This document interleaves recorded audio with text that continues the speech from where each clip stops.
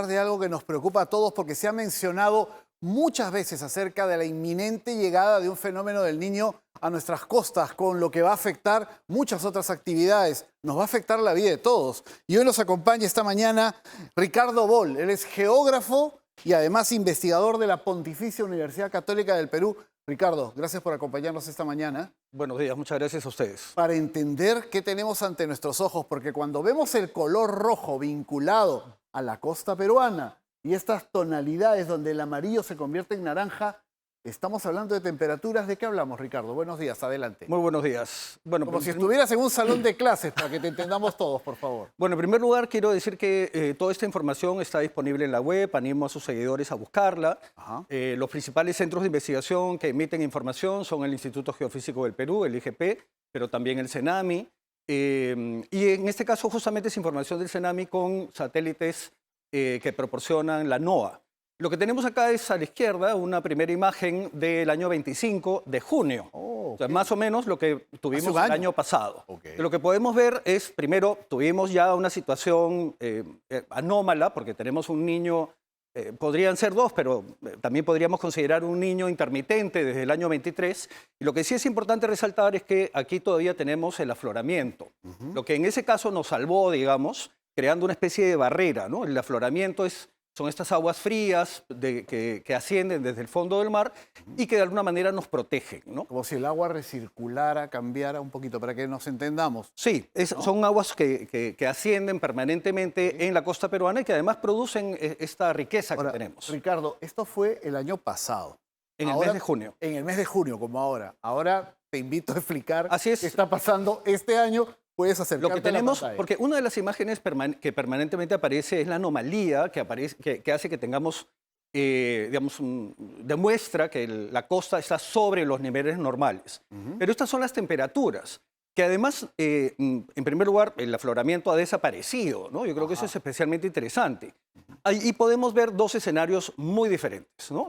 El país está partido en dos, no solo en política, sino que además en el caso del norte podemos ver temperaturas muy altas, alrededor de 27. Esto puede seguir evolucionando y esta es la preocupación de los científicos en el mundo y de los científicos en el Perú, porque en este momento estamos en invierno. Esta es una situación anómala. Totalmente anómala. Y si es que esto se mantiene, va a tomar más fuerza en verano y por supuesto podríamos alcanzar temperaturas de 30. Recordemos que las temperaturas normales están alrededor de 17, 19, 20 en el mar. Así debería ser ahora en junio. Así es.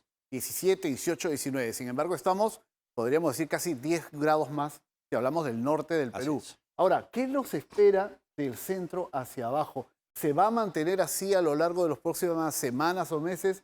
¿Cómo podría cambiar? Lo que tenemos que hacer es estar muy atentos a lo que está sucediendo porque estamos hablando de fluidos. El viento, el agua son muy inestables.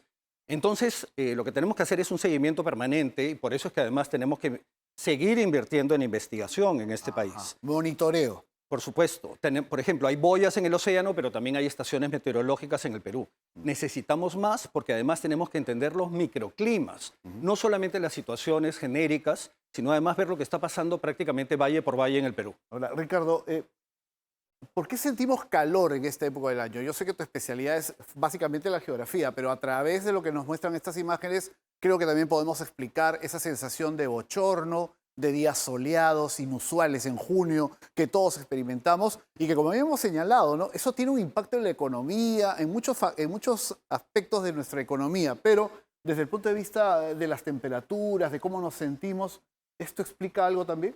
Bueno, en primer lugar, los geógrafos tenemos una mirada integral, ¿no? No solamente vemos las relaciones entre los elementos naturales, sino además todos esos fenómenos sociales que además interactúan con la naturaleza. Perfecto.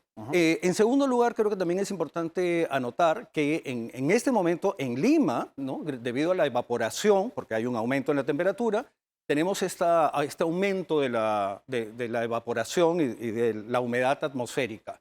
Para que llueva necesitaríamos que baje un poco la temperatura y hemos tenido algunas lluvias de verano en invierno, ¿no? Con la gota propiamente dicho, y más bien han desaparecido temporalmente las lloviznas. Pero debemos decir que en el sur, en este momento, tenemos una gran extensión del país con temperaturas debajo de cero. Wow. ¿En qué zona del sur? Acércate, por favor. Sí, por supuesto. Bueno, toda la zona del sur de Ayacucho, toda la zona de Puno, toda la sierra de Moquegua y de Tacna. tenemos temperaturas de -7 en este momento en el sur del Perú. Ahora, ello puede generar que haya mayor nivel de lluvias, que a su vez puede generar también desborde de ríos, deslizamientos, que es lo que muchas veces vinculamos con el Niño. Claro, además cuando las temperaturas bajan de cero, más bien podemos tener nieve, que además es un serio problema porque nuestras casas, sobre todo en las zonas rurales, no están preparadas para esto, pero también granizo, que también afecta a la agricultura. Nieve, granizo, que además la agricultura, perdón, la ganadería también. Muchas veces son familias que tienen un ganado que abastece el sustento familiar, no es un negocio grande o mediano. Bueno, nuestro mundo rural está profundamente abandonado, ¿no? No hay accesibilidad, no siempre hay servicios, las viviendas no están preparadas para estos cambios de temperatura y necesitamos un sistema que se prepare para estos cambios. Estos fenómenos no son nuevos, ¿no? Tenemos informes desde el año 1870 que demuestra que hemos vivido permanentemente con diferentes niveles de niño. Cada niño es diferente y tenemos algunos que han creado sequías en la selva, algunos que han creado sequías en el sur, pero no siempre. O sea, no deberíamos sorprendernos por algo que es habitual o cíclico en nuestra costa, pero cuya magnitud no podemos prever. Tenemos que monitorear. Para ir cerrando, Ricardo, ¿qué nos espera en la zona central a partir de estos gráficos y de la posibilidad de que se mantengan temperaturas elevadas? Yo sé que no se trata de predecir, sino de analizar con base científica, pero ¿qué nos espera, por ejemplo, para Lima, para la zona del litoral centro? Ya sabemos que al norte hay mucho calor.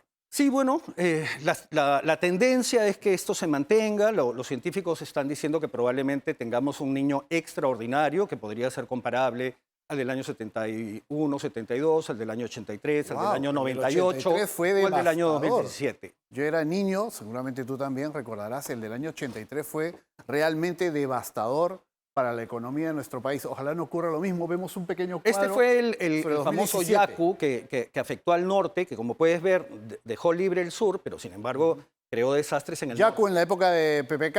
Así, ¿no? Bueno, el Yaku es el del 23, perdóname. Perdón.